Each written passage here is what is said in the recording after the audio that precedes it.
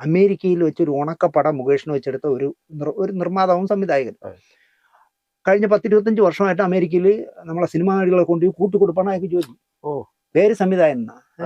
അയാളുടെ പടത്തിന്റെ പേരും കൂടെ ചേർത്താണ് അയാളെ അറിയപ്പെടുന്നത്. 10-74 വയസ്സായി കാളയ്ക്ക്.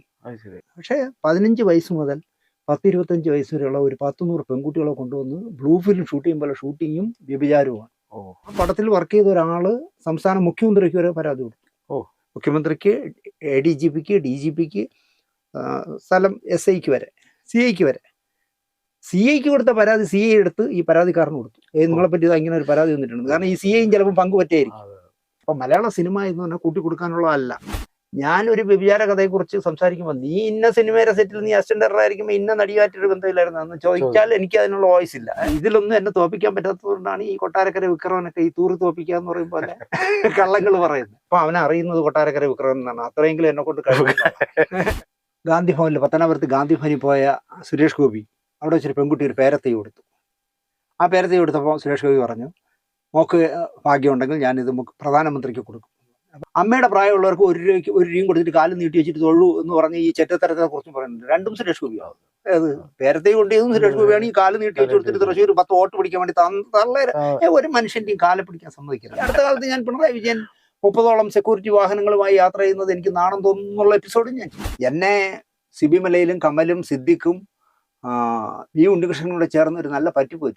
19 യൂണിയനുകളുടെ കോർഡിനേഷനായ ഫെഫ്കയെ കൊണ്ടു നടക്കണമെങ്കിൽ ഒരു ഉണ്ണികൃഷ്ണൻ വിചാരിച്ചാലേ നടക്കുള്ളൂ. അത്രയും ക്ഷമയുള്ള ആരുമില്ലെന്നേ. ഞാൻ വാസ്തവത്തിൽ എനിക്ക് ഉണ്ണിയെ ഇഷ്ടമാണ്. കാരണം ഉണ്ണിക്കേ കഴിയുള്ളന്നേ ഈ ട്രേഡ് യൂണിയൻ കൊണ്ടു കിടക്കാൻ. അല്ലാതെ അതിനിപ്പോൾ ചെയർമാനായിരിക്കുന്ന സിബിമലയിൽ വാതുറക്കൂല. ഒരു ഭംഗിക്ക് കൊണ്ടിരുത്താന്നുള്ളേ ഉള്ളൂ. അപ്പോൾ ഇവരെ എല്ലാവരും കൂടെ ബാലൻസ് ചെയ്തുകൊണ്ട് ഇടവേള ബാബുവിനെ കഴിയൂ. ഇപ്പോൾ തന്നെ ബാബു എന്താ പറയുക, അടുത്ത വർഷം ജൂണിൽ നടക്കുന്ന ഇലക്ഷനിൽ ഞാൻ ഉണ്ടാവില്ല, സെക്രട്ടറി സ്ഥാനത്ത് ഉണ്ടാവില്ല എന്നൊക്കെ ബാബു പറയുന്നുണ്ട്. ചിലപ്പം ബാബു പറയുന്ന അയ്യോ അച്ഛാ പോലെ എന്നുള്ള രീതിയിലായിരിക്കും. എങ്കിൽ പോലും ബാബുവിനെ മാറ്റി വേറൊരു സെക്രട്ടറി വയ്ക്കാതിരിക്കുന്നതാണ് നല്ലതെന്ന് ഞാൻ പറയും. കാരണം അത്രയും ക്ഷമയുള്ള, എല്ലാവരോടും ഹമ്പിളായിട്ട് പെരുമാറുന്ന, അത് തന്നെയാണ് ഇവിടെ. ഇപ്പുറത്ത് ഉണ്ണികൃഷ്ണൻ, അപ്പുറത്ത് രഞ്ജിത്തും ആൻഡോ ജോസഫും. ഇതൊക്കെ ആ സംഘടനയുടെ തലപ്പത്ത് വരുമ്പം തന്നെ നമുക്കറിയാം അത് നന്നായിട്ട് കൊണ്ടുപോകാൻ കഴിയുന്നവരാണ്. ഇപ്പൊ ആരോടെങ്കിലും ഉടക്കുമോ? ആരുടെയും ഉടക്കില്ല. വളരെ ഹമ്പിളായിട്ട് ചെയ്യേണ്ട കാര്യങ്ങൾ ചെയ്യും.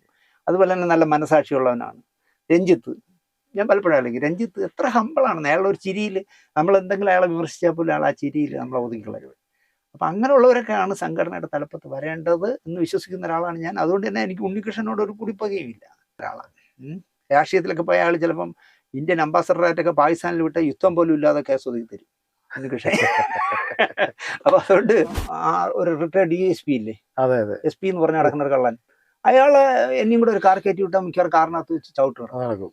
ഇപ്പൊ തന്നെ ഇവിടെ ആരൊക്കെയോ പറഞ്ഞ് നടക്കുന്നുണ്ട്, മനോരമേരെ ഫ്ലോറിലിട്ട് എന്നെ അയാള് ചെവരി ചേർത്ത് ഇത് ഇടിച്ചു. എന്നെ ചെവരി ചേർത്ത് അയാൾ എന്നെക്കാൾ പൊക്കം കുറവാ, ഞാൻ ഒരൊറ്റ ചവിട്ടി തീർക്കും. ദിലീപിന്റെ ചർച്ചയ്ക്ക് മാത്രം 118 മണിക്കൂർ, അതായത് 118 ദിവസം പോയ ആളാണ് എന്റെ പെട്രോൾ അടിച്ചു. എന്നോട് ഒരാൾ ഈ പറഞ്ഞ ചർച്ചകളിൽ ഒരാൾ പറഞ്ഞാണ് മാസം എത്ര രൂപ വെച്ച് വാങ്ങിച്ചു തന്നാൽ ദിലീപിന് അനുകൂലമായി ചാനലിൽ സംസാരിക്കാം. വളരെ സൂക്ഷ്മമായി ദിനേശ് ചേട്ടന്റെ എപ്പിസോഡുകളും ദിനേശ് ചേട്ടൻ എന്ന് പറയുന്ന വ്യക്തിയും അവർ വളരെ ഇഷ്ടപ്പെടുകയാണ്. അതുകൊണ്ട് ആണ് അങ്ങനെ ആ ഒരു കോള് രാത്രി എനിക്ക് വന്നത്. ഇപ്പൊ ദിനേശ് ചേട്ടനെ സംബന്ധിച്ച് എല്ലാ മേഖലകളിലും എവിടെയെങ്കിലും ഒരു തെറ്റ് കാണുകയാണെങ്കിൽ ദിനേശ് ചേട്ടൻ അത് ചൂണ്ടിക്കാണിക്കും. ഈ ചൂണ്ടിക്കാണിക്കുമ്പോഴും ആരാധകർ കൂടിക്കൊണ്ടിരിക്കുകയാണെന്ന് ഞാൻ പറഞ്ഞ ദിനേശ് ചേട്ടൻ അതെങ്ങനെ നോക്കിക്കാണും? അത് ഈ യൂട്യൂബോ വാട്സാപ്പോ ഫേസ്ബുക്കോ ഒന്നും വന്നപ്പോഴല്ല, കുട്ടിക്കാലത്തെ അങ്ങനെ ശീലിച്ചു പോയതുകൊണ്ടാണ് തെറ്റ്. അതിപ്പോൾ എൻ്റെ അമ്മ എന്താ പറയുക, 2.5 വയസ്സിൽ അനിയൻ 2.5 വയസ്സും എനിക്ക് 3.5 വയസ്സുള്ളപ്പോൾ അച്ഛൻ മരിച്ചതാണ്. അത്രയും പുനർവിവാഹമൊക്കെ നടത്താൻ ബന്ധുക്കളെല്ലാവരും പറഞ്ഞിട്ട് പോലും കേൾക്കാതെ ഞങ്ങൾക്ക് വേണ്ടി ജീവിച്ച അമ്മയാണ്. പക്ഷെ ആ അമ്മ പോലും ഒരു കൊച്ചു പ്രശ്നത്തിൽ എന്തെങ്കിലും എനിക്ക് തോന്നുന്ന ശരിയല്ലാന്ന് തോന്നുന്ന ഒരു കാര്യം പറഞ്ഞാൽ ഞാൻ അപ്പോൾ ഉടക്കും, വഴക്ക് പറയും. അമ്മയെ ജീവിതത്തിൽ കരയിപ്പിക്കരുതെന്ന് വാശിയുള്ള ആളാണ്. പക്ഷെ ഞാൻ ഒരുപാട് പ്രാവശ്യം അമ്മയെ കരയിപ്പിച്ചിട്ടുണ്ട്, അതിന് പശ്ചാത്തപിച്ചിട്ടുണ്ട്. പക്ഷെ പ്രശ്നം എന്ന് പറഞ്ഞാൽ എനിക്ക് ശരിയല്ലാത്ത കാര്യങ്ങൾ എന്ത് ചെയ്താലും, അതിപ്പോൾ അമ്മയായാലും എൻ്റെ ആത്മഹത്യ ചെയ്ത എൻ്റെ അനിയനായാലും എൻ്റെ സിനിമയിൽ ഞാൻ ആദ്യമായി തുടക്കം കുറിച്ച സംവിധായകനായാലും, തെറ്റ് ചെയ്താൽ എൻ്റെ ഒരുപാട് പേര് ചോദിച്ചിട്ടുണ്ട്, നിങ്ങളെ ആദ്യമായിട്ട് സിനിമയിൽ കൊണ്ടുപോയ ആളിനെ കുറിച്ച് മോശം പറഞ്ഞാൽ നിങ്ങൾക്ക് അതിൻ്റെ ഗുരു നിന്ന് കിട്ടില്ല. ഞാൻ ഒരു പുല്ലും കിട്ടില്ല. കാരണം എന്താ പറയുക, ഗുരു ആദ്യം കറക്റ്റായിരിക്കണം, അല്ലാതെ ഗുരു പോക്കൃത്തിനെ കാണിക്കുള്ളൂ പറഞ്ഞാൽ അതാണ് പ്രശ്നം. അപ്പോൾ അതുകൊണ്ട് ഇത് മനഃപൂർവ്വം നമ്മൾ ഉണ്ടാക്കുകയോ അല്ലെങ്കിൽ ആളുകൾ കാണാൻ വേണ്ടി ഓരോ കാരണങ്ങൾ ഉണ്ടാക്കുന്നതല്ല. ഇപ്പം തന്നെ ഇപ്പോൾ കഴിഞ്ഞ ആഴ്ച ഞാൻ ചെയ്തത് കണിച്ചുകുളങ്ങരയിൽ ഒരു സിനിമ ഷൂട്ട് ചെയ്തു. അമേരിക്കയിൽ വെച്ചൊരു ഉണക്കപ്പടം മുകേഷിന് വെച്ചെടുത്ത ഒരു നിർമ്മാതാവും സംവിധായകൻ. കഴിഞ്ഞ 10-25 വർഷമായിട്ട് അമേരിക്കയിൽ നമ്മളെ സിനിമാ നടികളെ കൊണ്ട് കൂട്ടുകൊടുപ്പാണ് അയാൾക്ക് ജോലി. പേര് സംവിധായകൻ എന്നാ. അയാളുടെ പടത്തിന്റെ പേരും കൂടെ ചേർത്താണ് അയാൾ അറിയപ്പെടുന്നത്. 10-74 വയസ്സായി കാളയ്ക്ക്. പിന്നെ തിരുവനന്തപുരത്തുകാരനായ ഒരു പാവം മനുഷ്യന്റെ മകൻ ഒരു ക്യാമറാമാനായി മദ്രാസിൽ പോയി സ്റ്റിൽ ഫോട്ടോഗ്രാഫറായി, ക്യാമറാമാനായി, പിന്നെ സംവിധായകനായി. ഷക്കീലെ വെച്ചൊക്കെ ഒരുപാട് സിനിമ ചെയ്തൊരു സംവിധായകൻ. ഇവർ രണ്ടും കൂടെ ചേർന്നിട്ട് കണിച്ചുകുളങ്ങരയിൽ ഒരു അമ്പലത്തിന്റെ മുന്നിലുള്ള ഒരു ലോഡ്ജിൽ റൂം എടുത്തിട്ട് ഒരു സിനിമ അങ്ങ് ഷൂട്ട് ചെയ്യുന്നു. കുറേ നമ്മളെ നടന്മാരും ഒക്കെ ഉണ്ട്. പക്ഷേ 15 വയസ്സ് മുതൽ 10-25 വയസ്സ് വരെയുള്ള ഒരു 100-100 പെൺകുട്ടികളെ കൊണ്ടുവന്ന് ബ്ലൂ ഫിലിം ഷൂട്ട് ചെയ്യുമ്പോൾ ഷൂട്ടിങ്ങും വ്യഭിചാരവുമാണ്. അപ്പോൾ വേണമെങ്കിൽ നമുക്ക് ചോദിക്കാം, കണിച്ചുകുളങ്ങരയിൽ ഷൂട്ട് ചെയ്യുന്ന ദിനേശന് എന്താ കാര്യം? അപ്പോൾ ആ പടത്തിൽ വർക്ക് ചെയ്ത ഒരാൾ സംസ്ഥാന മുഖ്യമന്ത്രിക്ക് വരെ പരാതി കൊടുത്തു.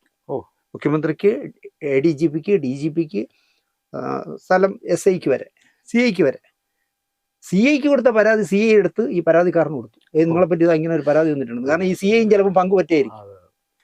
അപ്പോൾ ഇങ്ങനെ ഒരു വാർത്ത കേട്ടാൽ ഞാൻ പിന്നെ മുൻപിനെ ആലോചിക്കില്ല. ഈ 2 പിമ്പുകളെ കുറിച്ചും ഒരു എപ്പിസോഡ് അങ്ങ് ചെയ്തു. നാളെ ഈ സ്റ്റോറിയാണ് വരുന്നുണ്ടെങ്കിൽ ഇന്ന് അയാൾ അമേരിക്കയ്ക്ക് മുങ്ങിക്കളഞ്ഞു. ഇന്ന് എൻ്റെ എല്ലാ ഫേസ്ബുക്കിലൂടെ എൻ്റെ പരസ്യം പോയല്ലോ.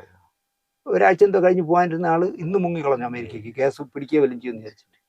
മറ്റോ മദ്രാസിലേക്കും പോയി. അപ്പോൾ മദ്രാസിൽ പോയവനെ എല്ലാവർക്കും അറിയാം, ഈ അമേരിക്കയിൽ പോയവനെ അറിയാം. അമേരിക്കയിൽ നിന്ന് നിങ്ങൾ സാബു പറഞ്ഞ പോലെ തന്നെ ഒരു 10-15 പേരെങ്കിലും എന്നെ വിളിച്ചു, ചേട്ടാ നിങ്ങൾ പറഞ്ഞ ആ പിമ്പെന്ന് പറഞ്ഞ മറ്റേ അയാളെ കളയല്ലേ? അവനതെ, അയ്യോ അയാളെ ഞങ്ങൾ അമേരിക്കയിൽ തള്ളിക്കളഞ്ഞിരിക്കുന്ന ഒരുത്താണ്. കാരണം അവൻ ഇവിടെ കൂട്ടിക്കൊടുപ്പാണ് അവൻ്റെ ജോലി. അപ്പം മലയാള സിനിമ എന്ന് പറഞ്ഞാൽ കൂട്ടിക്കൊടുക്കാനുള്ളതല്ല. ഞാൻ 10-40 വർഷം ആഹാരം കഴിച്ചത് മലയാള സിനിമയിലാണ്. അതുകൊണ്ട് തന്നെ ഞാൻ അതിൽ പ്രതികരിക്കും. പക്ഷേ പ്രതികരിക്കുമ്പോൾ ചിലർ ചോദിക്കും, അയാൾ വിചാരിക്കുന്നത് നിങ്ങൾക്ക് എന്താ, അയാൾ ബ്ലൂ ഫിലിം ഷൂട്ട് ചെയ്യണമെങ്കിൽ നിങ്ങൾക്ക് എന്താ? അതിനെന്താ മറുപടി പറയുക? എൻ്റെ ശരികൾ ഞാൻ പറയും. അതിലെന്ത് നഷ്ടം വരും, എന്ത് ലാഭം വരും എന്ന് ഞാൻ നോക്കാറില്ല. പിന്നെ ഇവരൊക്കെ ഉള്ളൊരു കുഴപ്പം എന്താണെന്ന് വെച്ചാൽ, തിരിച്ച് ദിനേശിനോട് ഇപ്പോൾ എറണാകുളത്തൊരുത്തുണ്ടല്ലോ, കൊട്ടാരക്കര മുത്തു എന്ന് പറഞ്ഞ വിക്രമ ഇങ്ങനെ എന്നെ പറ്റി ഇങ്ങനെ പറഞ്ഞുകൊണ്ടിരിക്കും. എൻ്റെ ഭാര്യ നടിയായിരുന്നു, പിന്നെ ഞാൻ ഇവിടെ മണക്കാട് ടൂറിസ്റ്റ് ഹോമിൽ ഷൂട്ടിംഗ് നടക്കുന്നതിനിടയിൽ എന്താ പറയുക, അവിടുന്ന് ആൾക്കാരെല്ലാം അവിടെ പിടികൂടിയപ്പോൾ ഡ്രസ്സ് പോലും ഇടാതെ ഓടിക്കളഞ്ഞു എന്നൊക്കെ പറഞ്ഞ് എൻ്റെ കഥകൾ ഇങ്ങനെ ഉണ്ടാക്കും. പക്ഷെ ഞാൻ ഇത് മുഴുവൻ കേട്ട് ചിരിച്ചോണ്ടിരിക്കും. എന്താ അറിയോ, ആർക്ക് സംശയം തോന്നിയില്ല, എനിക്ക് സംശയമില്ലല്ലോ. അപ്പൊ ഇവരെയൊക്കെ പ്രശ്നം, ഇപ്പൊ ഞാനൊരു നന്നായിട്ട് മദ്യപിക്കുന്ന ഒരാളാണെങ്കിൽ എനിക്ക് വെള്ളം അടിച്ച് മരിച്ച, അകാലത്തിൽ മരിച്ച നടന്മാരെ കുറിച്ച് പറയാൻ പറ്റില്ല, യോഗ്യതയില്ല. നീ കഴിക്കില്ലേ എന്ന് ചോദിക്കും. ഞാനൊരു വ്യഭിചാര കഥയെ കുറിച്ച് സംസാരിക്കുമ്പോൾ, നീ ഇന്ന സിനിമയുടെ സെറ്റിൽ നീ അസിസ്റ്റന്റ് ഡയറക്ടർ ആയിരിക്കുമ്പോൾ ഇന്ന നടിയായിട്ടൊരു ബന്ധമില്ലായിരുന്നു എന്ന് ചോദിച്ചാൽ എനിക്ക് അതിനുള്ള വോയിസ് ഇല്ല. അതുകൊണ്ട് അതും ഇല്ല. പിന്നെ നീ ഇന്ന പ്രൊഡ്യൂസറെ പറ്റിച്ചല്ലേ ഇത്ര അയാളെ തുലച്ചില്ലേ എന്ന് ചോദിക്കാൻ ഞാൻ ഒരാളെയും പറ്റിച്ചിട്ടില്ല. അപ്പൊ അതുകൊണ്ട് ഇതിലൊന്നും എന്നെ തോപ്പിക്കാൻ പറ്റാത്തതുകൊണ്ടാണ് ഈ കൊട്ടാരക്കര വിക്രമനൊക്കെ ഈ തൂറി തോപ്പിക്കുക എന്ന് പറയും പോലെ കള്ളങ്ങൾ പറയുന്നത്. അതൊന്നും ഞാൻ കാര്യമാക്കാറില്ല. എന്തായാലും അവനൊരു പേരുണ്ട്, സംവിധായകൻ എന്നുള്ള നിലയ്ക്ക് ഒരു പേരുള്ളതാണ്. പക്ഷെ ഇപ്പൊ അവനെ അറിയുന്നത് കൊട്ടാരക്കര വിക്രമൻ എന്നാണ്. അത്രയെങ്കിലും എന്നെ കൊണ്ട് നാമകരണം ചെയ്യാം. പിന്നെ ബാലരവിയിലെ മായാവിയുടെ കൊട്ടാരക്കര വിക്രമൻ അവനും ഇവിടെ കാഞ്ഞിരംകുളത്തുള്ള ഒരു എന്താ പറയാ, ഒരു നികൃഷ്ട ജീവി എന്ന് വേണമെങ്കിൽ പറയാം. അങ്ങനെയുള്ള ഒരുത്തന് ഈ ഒരു ഇതില് നമ്മള് പൊതുവായിട്ട് ഈ ജനങ്ങൾ മനസ്സിലാക്കുന്ന ഒരു കാര്യം, ഈ സിനിമയില് ശക്തരും ദുർബലരും ഉണ്ട്. ഇതില് ഈ ശക്തരാരും ശാന്തിവിള ദിനേശ് എന്ന് പറയുന്ന ഒരാൾക്കെതിരെ വിരൽ ചൂണ്ടുന്നത് ഇവരാരും കണ്ടിട്ടില്ല. ഈ ദുർബലർ എന്ന് പറയുന്ന വിഭാഗത്തില്, ദുർബലർ എന്ന് ഞാൻ പറയുന്നത് കാര്യമായ ഒരു പേരില്ല, എന്നാൽ സിനിമാക്കാരനാണ് എന്ന ലേബലിൽ നടക്കുന്ന ഈ കുറച്ച് ആൾക്കാരാണ് ദിനേശ് ഇതല്ലേ, ദിനേശ് അതല്ലേ എന്ന് പറയുന്നത്. അത് ശരിയായിട്ടുള്ള ഒരു പ്രശ്നം എന്താ അറിയാം, എന്നെ വിമർശിക്കാൻ പറ്റാത്ത എവിടെയെന്ന് ചോദിച്ചാൽ, ഇപ്പോ ഗാന്ധി ഭവനിൽ, പത്തനാപുരത്ത് ഗാന്ധി ഭവനിൽ പോയ സുരേഷ് ഗോപി അവിടെ വെച്ചൊരു പെൺകുട്ടി ഒരു പേരത്തൈ കൊടുത്തു. ആ പേരത്തൈ കൊടുത്തപ്പോൾ സുരേഷ് ഗോപി പറഞ്ഞു, മോക്ക് ഭാഗ്യമുണ്ടെങ്കിൽ ഞാനിത് പ്രധാനമന്ത്രിക്ക് കൊടുക്കും. അപ്പം ഞാൻ വിചാരിച്ചത് വെറുതെ പറഞ്ഞതാണ്. അങ്ങോട്ട് പോണ വഴിക്ക് ഈ രാഷ്ട്രീയക്കാർ ചെയ്യുന്നതെന്ന് പറഞ്ഞാൽ കാർ ഇതെടുത്ത് വഴി തലയ്ക്ക് സുഖമില്ലാന്ന് പറഞ്ഞു. പക്ഷെ ഇയാൾ ഈ പേരത്തെയും ചുവന്ന് ഫ്ലൈറ്റിൽ കയറ്റി പ്രധാനമന്ത്രിയുടെ വീട്ടിൽ കൊണ്ടുവന്ന് പ്രധാനമന്ത്രിക്ക് കൊടുത്ത് എന്നിട്ട് വീട്ടിന്റെ മുൻവശത്ത് നട്ടു. ഞാൻ അതിനെക്കുറിച്ച് എപ്പിസോഡ് ചെയ്ത ആളാണ്. അമ്മയുടെ പ്രായമുള്ളവർക്ക് 1 രൂപയും കൊടുത്തിട്ട് കാലം നീട്ടി വെച്ചിട്ട് തൊഴു എന്ന് പറഞ്ഞ് ഈ ചെറ്റത്തരത്തെ കുറിച്ച് പറയുന്നുണ്ട്. രണ്ടും സുരേഷ് ഗോപിയാവും. അത് പേരത്തെ കൊണ്ടും സുരേഷ് ഗോപിയാണ്. ഈ കാല് നീട്ടി വെച്ച് കൊടുത്തിട്ട് തൃശ്ശൂർ 10 വോട്ട് പിടിക്കാൻ വേണ്ടി തള്ളേരെ ഒരു മനുഷ്യന്റെയും കാലെ പിടിക്കാൻ സമ്മതിക്കരുത്. ഞാൻ സമ്മതിക്കില്ല. എന്റെ കാലത്തുള്ള ഒരാളെയും, എൻ്റെ അസിസ്റ്റന്റ് ഡയറക്ടറൊക്കെ വർക്ക് ചെയ്യാൻ വന്ന ഒരാളിൻ്റെയും കാല് ഞാൻ പറയാം ആരും പരമാവധി കാല് തൊട്ട് പിടിക്കരുത്. ഇത് ഇങ്ങനെ കാറിൽ ഇരുന്നിട്ട് ക്യാമറയൊക്കെ സെറ്റ് ചെയ്ത് വെച്ചിട്ട് ഒരു കുറേ എണ്ണത്തിന് 1 രൂപ വെച്ച് കൊടുക്കുക, കാല് കിട്ടുക, തൊഴുതോ. ഇതൊക്കെ പഴയ ഒന്നാമത് അയാൾ മറ്റേ എന്താ പറയാ അടുത്ത ജന്മം പൂണൂലിട്ട് ജനിക്കണമെന്ന് പറഞ്ഞ ആളാണ്. അപ്പൊ പിന്നെ ഈ കാല് തൊട്ട് വീഴണമെന്നും പുള്ളിക്ക് തെറ്റെന്ന് തോന്നില്ല, പക്ഷെ എനിക്ക് തെറ്റൊന്നും. ഏതൊരു കല്യാണ മണ്ഡപത്തിൽ എനിക്ക് തോന്നുന്നു ഗോപാലകൃഷ്ണന്റെ മകന്റെ ആരുടെയോ കല്യാണ മണ്ഡപത്തിൽ വെച്ച് സുരേഷ് ഗോപി എടാ മഴക്കാളി എന്ന് പറഞ്ഞ് എന്റെ കൈ കയറി പിടിച്ചു. നമ്മള് ശരിയും പറയുക തെറ്റും പറയുക, അല്ലാതെ മനുഷ്യരല്ലേന്ന് തെറ്റും ശരി ഇല്ലാത്തവരില്ലല്ലോ. അപ്പൊ നമ്മൾ രണ്ടും പറയുന്നു, അല്ലാതെ ഞാൻ ഒരാളിനെയും ബൂസ്റ്റ് ചെയ്യാനായിട്ട് എല്ലാ കഥകൾ ഉണ്ടാക്കുകയും ഒരാളെ നശിപ്പിക്കാനായി കള്ളക്കഥ പറയുകയും ചെയ്യുന്നില്ല. എനിക്ക് തോന്നുന്നു എന്റെ ലൈറ്റ്സ് ക്യാമറ ആക്ഷൻ എന്ന് പറഞ്ഞ എന്റെ ആ യൂട്യൂബ് ചാനലിന്റെ വിജയവും അതാണ് തോന്നുന്നത്. തീർച്ചയായിട്ടും. അതായത് ഒരാളെ സ്ഥിരമായിട്ട് തെരഞ്ഞു പിടിച്ച് അവരെ ക്രൂശിക്കുകയും അവരുടെ നല്ലതിനെ മറച്ചു വയ്ക്കുകയും ഒരിക്കലും ചെയ്യില്ല. ഈ കാല് പിടിക്കാൻ സമ്മതിക്കില്ല, അല്ലെങ്കിൽ കാല് പിടിക്കുന്നത് തെറ്റാണ് എന്ന് പറയുന്നത് ദിനേശന്റെ ഉള്ളിൽ ഒരു കമ്മ്യൂണിസ്റ്റുകാരൻ ഉള്ളിലല്ല, ഞാൻ കമ്മ്യൂണിസ്റ്റുകാരനാണ്.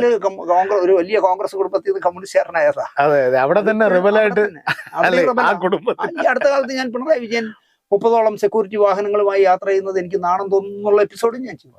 അല്ല, നമ്മൾ കണ്ടിട്ടുണ്ട്, അത് ദിനേശന്റെ ചാനലിലും അല്ലാതെ കൊടുക്കുന്ന ഇന്റർവ്യൂകളിലൊക്കെ കണ്ടിട്ടുണ്ട്. കാരണം വ്യക്തമായി ഒരു കമ്മ്യൂണിസ്റ്റുകാരനായിട്ട് ജീവിക്കുമ്പോഴും ആ കമ്മ്യൂണിസത്തിനകത്തുള്ള നേതാക്കന്മാരെ തിരഞ്ഞു പിടിച്ച് അവിടെ. ഞാൻ അതുകൊണ്ടാണ് കഴിഞ്ഞ 5 വർഷം സാംസ്കാരിക ക്ഷേമനിധി ബോർഡിന്റെ ഡയറക്ടറായി. പക്ഷെ അവിടെ ഇരുന്നുകൊണ്ട് ഞാൻ AK ബാലൻ ഒരുപാട് വിമർശിച്ചു പ്രോഗ്രാമുകളിൽ. അപ്പൊ എനിക്ക് തോന്നി നമ്മൾ ഇനി അങ്ങനെ ചെയ്യുന്നത് ശരിയല്ല. അതുകൊണ്ട് ഞാൻ ഇത്തവണ ഒരു സർക്കാരിന്റെ ഒന്നിനും പുറകെ പോയില്ലല്ലോ. എനിക്കൊരു എന്തെങ്കിലും ഒരു സീറ്റ് തരൂ. ഇവിടെ ഓരോരുത്തർ എന്താ പറയാ അവസാന ആഗ്രഹം എന്ന് പറഞ്ഞ് പലരും നടപ്പുണ്ട് ഒരു ഡയറക്ടർ ബോർഡിൽ. നമ്മൾ പോയിട്ടില്ല. അതുപോലെ തന്നെ ഏത് കാര്യത്തിലായാലും